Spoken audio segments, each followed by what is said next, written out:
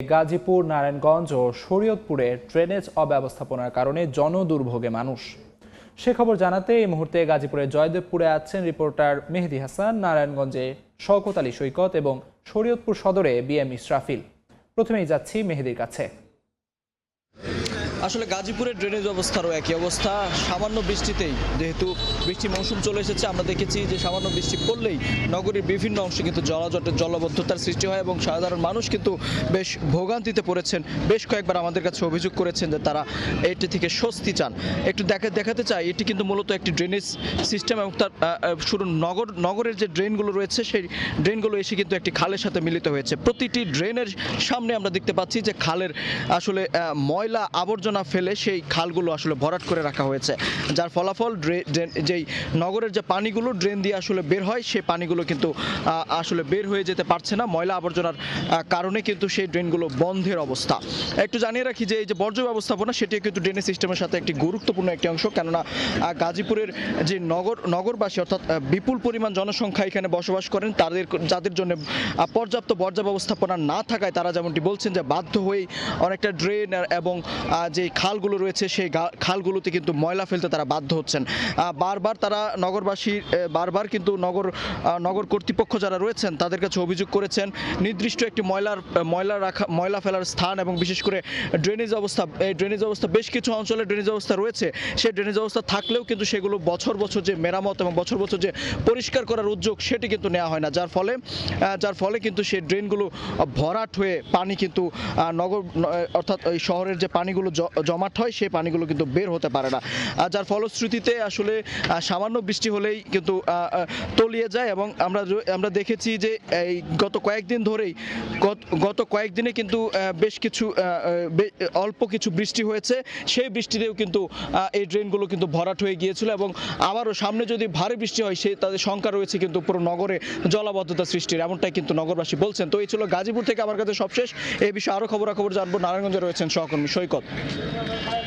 নারায়ণগঞ্জ শহরে সিটি কর্পোরেশনের ড্রেনেজ অব্যবস্থাপনার কারণে আজকে প্রায় 2 দশকের বেশি সময় ধরে ভোগান্তির শিকার হচ্ছেন নগরবাসী। সামান্য বৃষ্টি হলেই নগরীর প্রধান সড়ক বিবি রোড পানিতে তলিয়ে যায়। আমরা একটু যদি দেখাতে চাই, আমার পেছনে গলাচিপার মোড় বিবি রোডে রাস্তার ফুটপাতে এখানে দেখা যাচ্ছে ড্রেনের ময়লা পানি এখানে উতরে উঠছে। তো এই পরিস্থিতি শুধু এখানে নয়, নগর জুড়েই আমরা দেখতে পাচ্ছি এই পরিস্থিতি বিরাজ করছে। এই সামান্য বৃষ্টি হলেই শহরের এই প্রধান সড়কটি পানিতে তলিয়ে যায় এবং ড্রেনের পানি এবং বৃষ্টির পানি একাকার হয়ে দুর্গন্ধ ছড়িয়ে মানুষের চলাচলে দুর্ভোগ সৃষ্টি হচ্ছে। তো এ বিষয়ে স্থায়ী সমাধান করতে নারায়ণগঞ্জ সিটি কর্পোরেশনের প্রশাসক কামরুজ্জামান আমাদেরকে যেটা জানিয়েছেন যে এলজিডির তত্ত্বাবধানে ইতিমধ্যে গত বছর এই ড্রেনেজ ব্যবস্থাপনার কাজ শুরু হয়েছে এবং 1.5 বছরের সময়সীমা দেওয়া হয়েছে প্রকল্পটি বাস্তবায়নের জন্য। ইতিমধ্যে অনেকখানি রাস্তার দুপাশে বিবি রোডের কাজ চলমান রয়েছে। প্রশাসক আমাদেরকে যেটা জানিয়েছেন যে নগরীর চাষারা থেকে নিতাইগঞ্জ পর্যন্ত বিবি রোডের দুপাশে 4.5 কিলোমিটার দৈর্ঘ্যের ফুটপাতের নিচে সেই নতুন করে ড্রেন নির্মাণ করা হচ্ছে এবং সেই পূর্বের চেয়ে আরো গভীরতা বাড়িয়ে নির্মাণ করা হচ্ছে, যাতে করে বৃষ্টি হলে আর রাস্তায় পানি না জমে, সে মানুষের দুর্ভোগ পোহাতে না হয়, সেই বিষয়টি লক্ষ্য রেখেই নির্মাণ কাজ চলছে। এবং প্রশাসক যেটা আমাদেরকে জানিয়েছেন যে চলতি বছরের মধ্যেই তারা এই নির্মাণ কাজ, ড্রেন নির্মাণের উন্নয়ন কাজ সেটা শেষ করা সম্ভব হবে। তবে সেক্ষেত্রে চলতি বছর বর্ষা মৌসুমে কিন্তু সে মানুষের ভোগান্তি কিছুটা হবে, এটাও কিন্তু নগরবাসী একটা আশঙ্কা রয়েছে নগরবাসীর মধ্যে।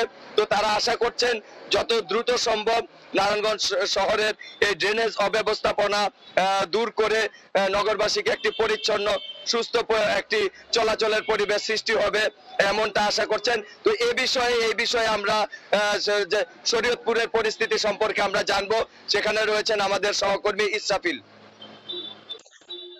বাংলাদেশের বৃহত্তম যতগুলো পৌরসভা রয়েছে তার মধ্যে শরীয়তপুর একটি বড় পৌরসভা। এটির দৈর্ঘ্য 24.75 বর্গ কিলোমিটার।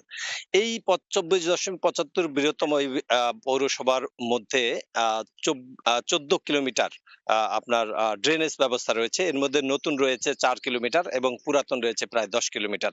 এই 10 কিলোমিটার ড্রেনেজ ব্যবস্থার মধ্যে কিন্তু 7 কিলোমিটারই প্রায় অকেজো।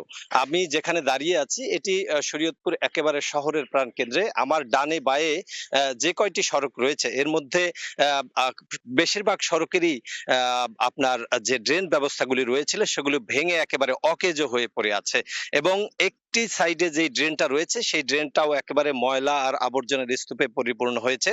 আর এতে করে হয়েছে কি যে মানুষ যেভাবে ময়লা ফেলছে এবং দূর দূরান্ত থেকে বৃষ্টির কারণে যেভাবে ময়লা আসছে তাতে কিন্তু একেবারেই ময়লা আর আবর্জনায় কিন্তু স্তূপে পরিণত হয়েছে। এর মধ্যে বিশেষ করে তুলাসার, নিরালা, শান্তিনগর সহ বিভিন্ন স্থানে এ ধরনের ময়লা আবর্জনার স্তূপ তৈরি হয়েছে। আর আরো যেখানে আরো যেটি বিষয় হচ্ছে যে এখন বর্ষা সময় চলে আসতেছে, এতে যে ময়লা এবং আবর্জনা আটকে থাকায় কিন্তু এখানে মশা, মাছি এবং দুর্গন্ধে মানুষের অবস্থা খুব খারাপ হয়ে গেছে। যার কারণে প্রতিনিয়ত মানুষগুলো এই যে একটি ভোগান্তি, এই ভোগান্তির মধ্যে রয়েছে। আর এই ভোগান্তি থাকায় কিন্তু সাধারণ মানুষের যে অসুখ বিসুখের যে একটি বিষয় রয়েছে সেটিও কিন্তু খুব খারাপ অবস্থায় রয়েছে। আমরা এই বিষয়ে শরীয়তপুর পৌরসভা কর্তৃপক্ষের সাথে কথা বলেছিলাম যে যেই ড্রেনেজ ব্যবস্থাগুলি রয়েছে সেই ড্রেনগুলি আসলে কি অবস্থার মধ্যে রয়েছে এবং এগুলো কি দ্রুত সময়ের মধ্যে পরিষ্কার পরিচ্ছন্ন করার কোনো পরিকল্পনা রয়েছে কিনা।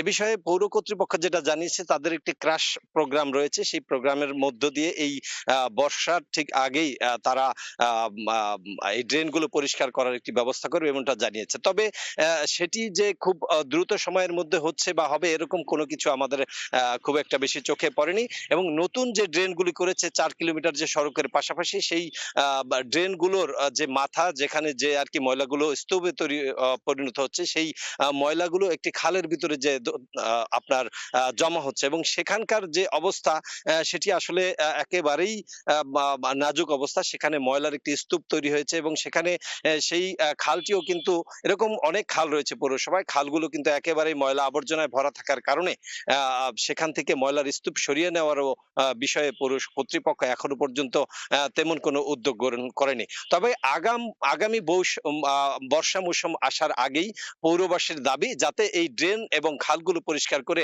একটি সুন্দর পরিবেশ তৈরি করে দেয়। এই ছিল শরীয়তপুর থেকে সর্বশেষ খবর। গাজীপুর, নারায়ণগঞ্জ এবং শরীয়তপুর থেকে ড্রেনেজ অব্যবস্থাপনা নিয়ে কথা বলছিলেন সহকর্মীরা।